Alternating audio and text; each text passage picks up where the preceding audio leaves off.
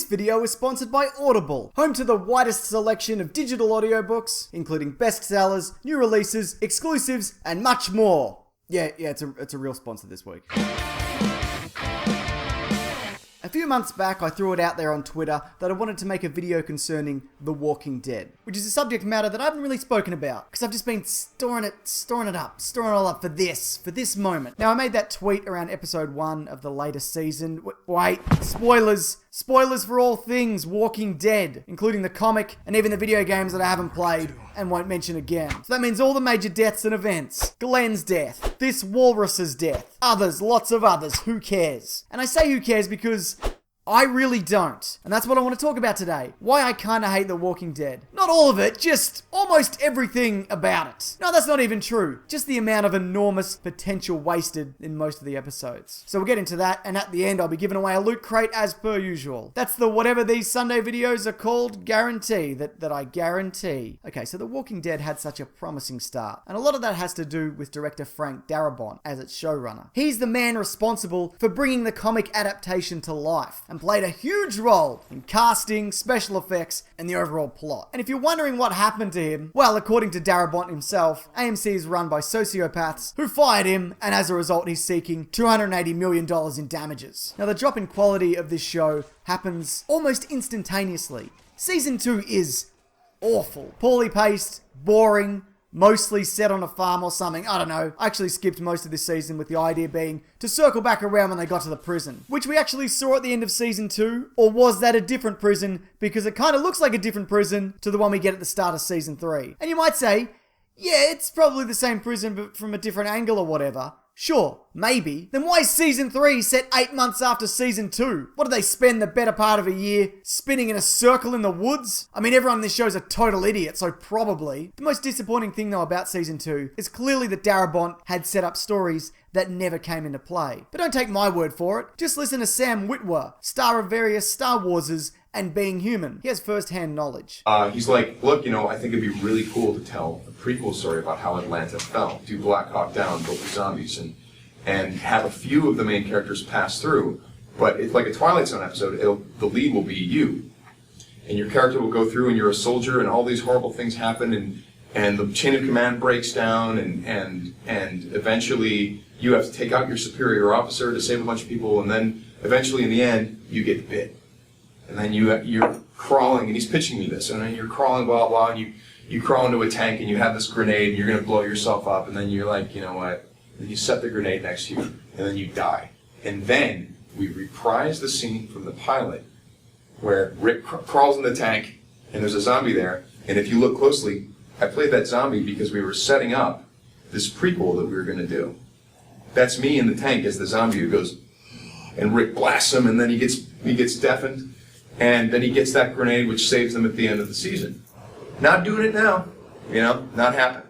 Why? Because AMC wanted to save a few bucks. So everything since his departure has been this strange balance of disjointed storytelling and very transparent reactions to what AMC think audiences want to see. Now, if you've never read the comics, and you probably should, because imagine the big moments of the TV series, but with actual interesting character interactions between them, then there's a moment where the governor makes a big push for the prison, and in the ensuing madness, there's this enormous and terrible bullet-riddled battle with huge casualties on either side. This event is teed up for the end of season 3, and I, like many, thought, well, all this is going to culminate in this moment. 16 episodes of whatever this watered-down version of the governor is about. I got through that, and now he's going to take the prison, and it's going to be insane. Except he doesn't. Him and his men rock up, and they run around for a bit, and then they run away, and then the season ends or something, I don't remember. Whether this was reactionary or just a way to drag out the storyline, you may remember his return. I mean, you should. It happens like 8 episodes later, where we get the event that was supposed to happen a whole half a season before. Great. And it's the same thing again with the death of Glenn. Remember when Glenn was supposed to have died and everyone thought, oh yeah, this makes sense because, he dies in the comics. But not at this exact moment, but whatever, they make some changes. But then it just turned out that he crawled under a dumpster, so he returns only to have his head caved in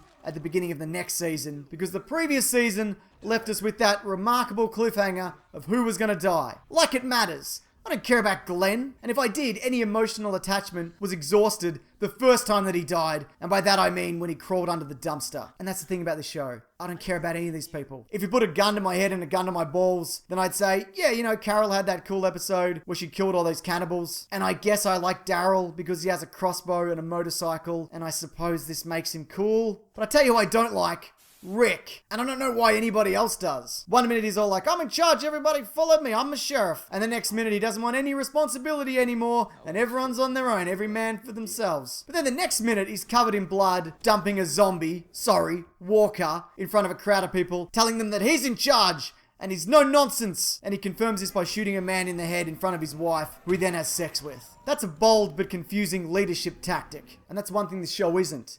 Bold. It thinks it is. It thinks it's being all edgy and controversial, but it won't have Rick's wife and newborn child riddled with bullets like they were in the comics. To be fair, not that I particularly mind. That's not some imagery that I yearn for. But regardless, instead of cutting it out altogether, we just get this bloody bassinet implying that the baby was eaten. But who cares, because then the baby shows up later. What a fake out.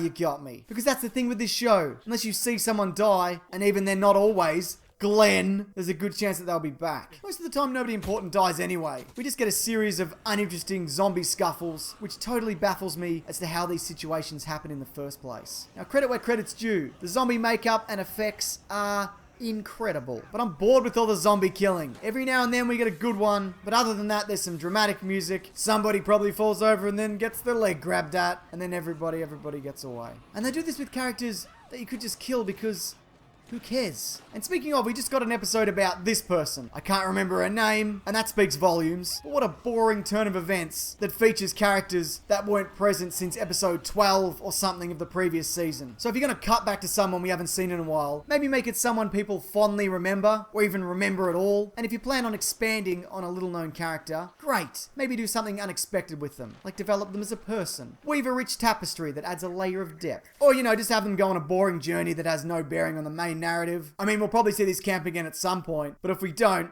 whatever. And you know why we're getting episodes like this? Well, I suspect because they must be paying Jeffrey Dean Morgan by the minute, but also because this show is built around the big thing at the end of each season or the mid-season breaks, usually featuring a significant moment from the comics, and then everything else in between is just treading water. Because it's not like a slow burn that builds towards a major event. It's just a collection of pointless and serious and boring conversations between idiots concerning what they're going to do about whatever the big problem is this season. Until things come to a head for whatever reason, and Daryl shoots his crossbow, Michonne swings her sword, and Carl gets in a weird tussle that they definitely should have shot more than one take of, but they didn't for some reason, and then they just left this in.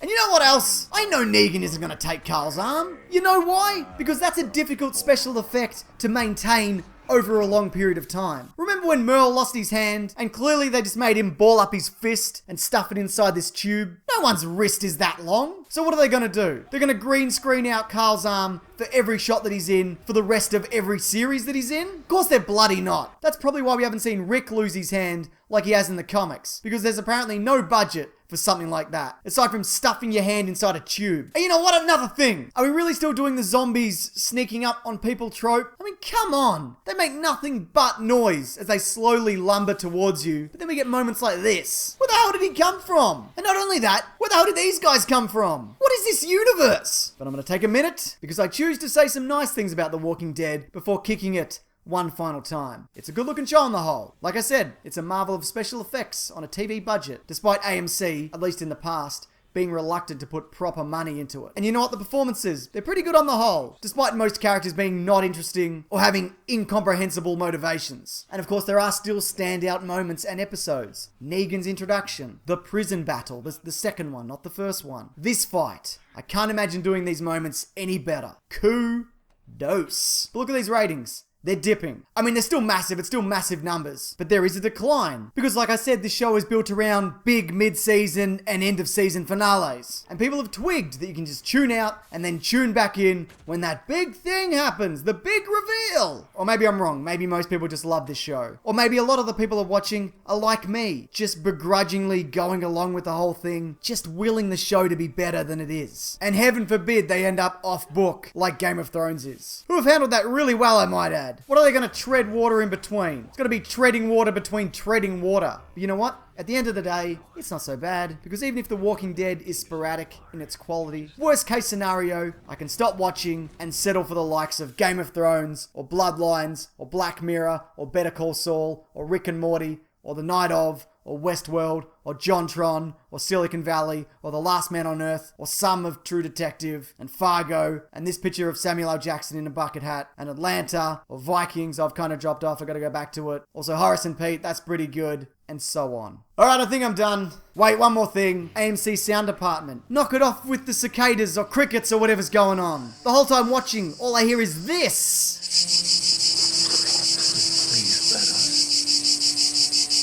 Just a white noise of chirping. And for fuck's sake, Carl, get a haircut. And that's not just reference to the fact that you look ridiculous, which you do. You live in a world populated by grabby monsters. And you must be constantly just pushing your hair out of your one remaining eye. You have 50% vision as it is. If I was your dad, I'd pin you to the ground and forcibly shave your stupid head. You know what? I hope you get it caught in a wood chipper. Alright, it's YouTube ad time. Audible is offering a free audiobook with a 30-day trial membership if you go to audible.com/Sunday. There you can browse the unmatched selection of audio programs, download a title for free, and start listening. It's that bloody easy. It's too easy. Their content covers a bunch of stuff. They've got audiobooks, original audio shows, news, comedy, all from the leading audiobook providers, broadcasters, entertainers, magazines, and newspapers, plus business information providers. Now I've got a few recommendations, all free. Free book. If you like The Walking Dead, the comics, and also, you know, the TV show, I guess. There's a series that's set in the world of The Walking Dead by Robert Kirkman, the original creator, that follows the rise and fall of the Governor, starting with Rise of the Governor. But if you want something a little more sci-fi, there's actually a zombie Star Wars horror novel called Death Troopers by Joe Schreiber, and it features some classic Star Wars characters that I would never spoil here, no spoilers, or perhaps even the zombie survival guide from the author of World War Z, Max Brooks, that offers handy hints and tips to stay on top in a zombie apocalypse. Or, you know, just pick a book that you want. I don't know, there's a ton. Also, it has this thing called Whisper Sync, where you can switch between reading and listening, and it remembers where you were at in a program when you jump between the two. I don't know how it works.